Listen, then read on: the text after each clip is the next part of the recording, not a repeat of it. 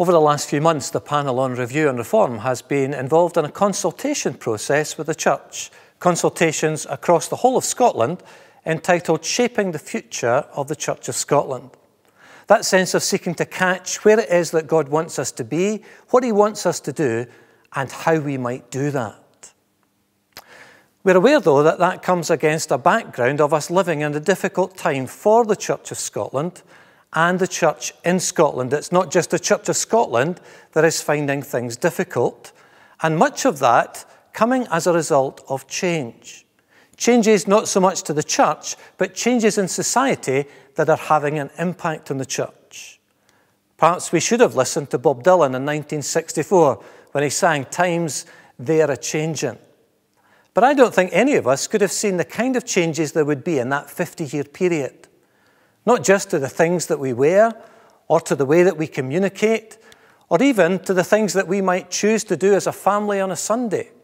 All of those things changing in remarkable ways, and belief and behaviour being impacted in amongst that.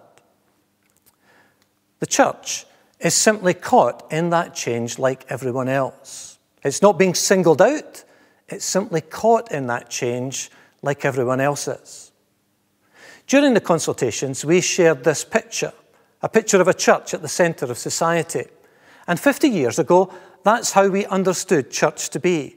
People looked to the church for different things.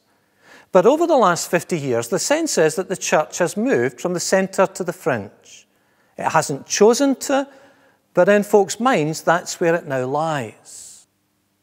Someone during the consultations very usefully shared with us that actually what has happened is that the church has remained where it was and society has changed.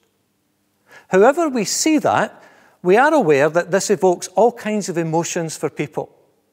Perhaps this cartoon might catch some of that. Why can't things be like they used to be? During the consultations, we gave folk an opportunity to talk about fears and frustrations, but also about hopes and dreams. Perhaps you might take a bit of time to share those with us. But what we are aware of is that we cannot turn back time. This picture and its caption really hit me when I looked at it. Don't look back. You are not going that way. That sense that we need to move forward, and as a church need to move forward to where God wants us to be.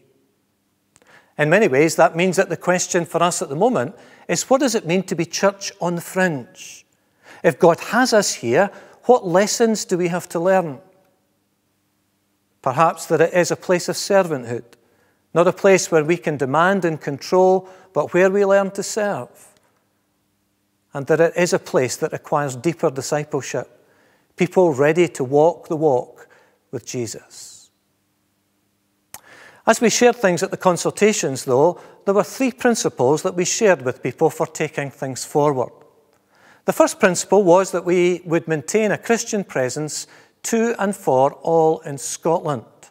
What's been called the Third Article Declaratory, and which the General Assembly has affirmed over the years. And we're aware that that includes a commitment to the poorest and to the most remote areas of Scotland. We also, though, believe that we need to be aware that it is something that involves all generations, that our commitment to Scotland is to all generations in Scotland, and that as a church, we need to be aware of how we address that.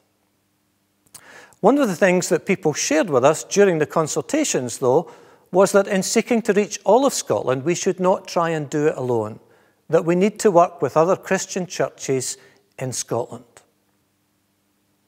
The second principle we shared was that we need to be willing to embrace major reform. One of the things that we have seen is the number of ministers of word and sacrament. In August 2013, there were 842 full-time ministers of word and sacrament.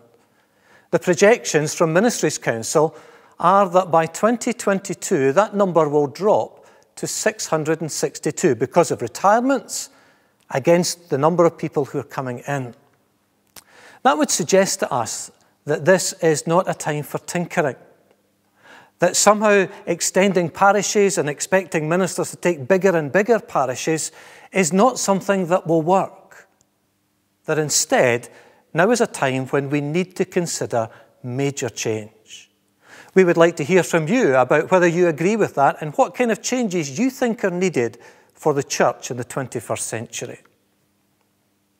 The third principle we shared was that the changes need to be driven by a missional and not a maintenance agenda. That sense that we understand the importance of reaching out with the good news of Jesus.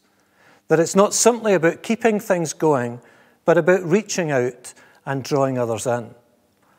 One of the things that was shared with us was that in doing that, we should not forget those who have been faithful and still attend.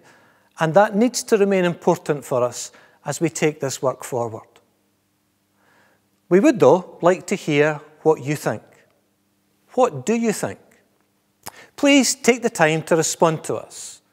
You can email us, review@cfscotland.org.uk, or there's a survey available. The address is on your screen so that you can access that.